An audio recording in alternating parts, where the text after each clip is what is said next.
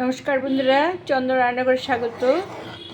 আজকে আমি ঘরের একটু দুধ ছিল, 1 লিটার দুধ না, 750 দুধ দিয়ে পায়েস করতে নিয়েছি। একটু কাজু দিয়েছিলাম।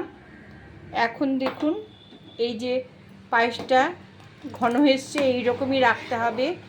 আর এখনকার দুধ তো ভীষণ পাতলা, প্যাকেটের দুধ। হ্যাঁ, আমাদের দেশে বাড়িতে তো গরুর দুধ ছিল, তো কত সুন্দর পায়েস হতো, কী ঘ্রাণ বেরোতো। তেল ভাসতো একেবারে ক্ষীরে।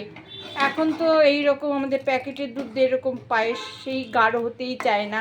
তাই এই চালটাকে না, এই হাতার পেছন দিয়ে একটু চেপে চেপে দেবেন। হ্যাঁ, চালটা যখন সিদ্ধ হয়ে যাবে তখন চেপে চেপে দেবেন। হ্যাঁ, আর একটু এই যে ঘি দিয়ে দিবেন, গাওয়া ঘি, তাতে গরু দুধের গন্ধটা আসবে। আর এই কাজু দিয়ে দিলাম, কিশমিশ না, শুধু কাজু দিয়ে। হ্যাঁ, এটা দেখুন এবার হয়ে গেছে।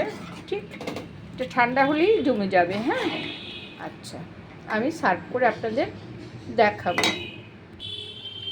দেখুন বন্ধুরা, এখনও গরম।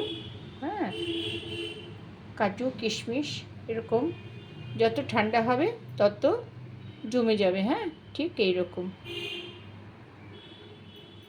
আপনারা ফ্রিজে ঠান্ডা করেও খেতে পারেন, গরমও খেতে পারেন। হ্যাঁ, দেখছেন তো। ভালো লাগলে সাবস্ক্রাইব করবেন, লাইক করেন, শেয়ার দেবেন। ওকে।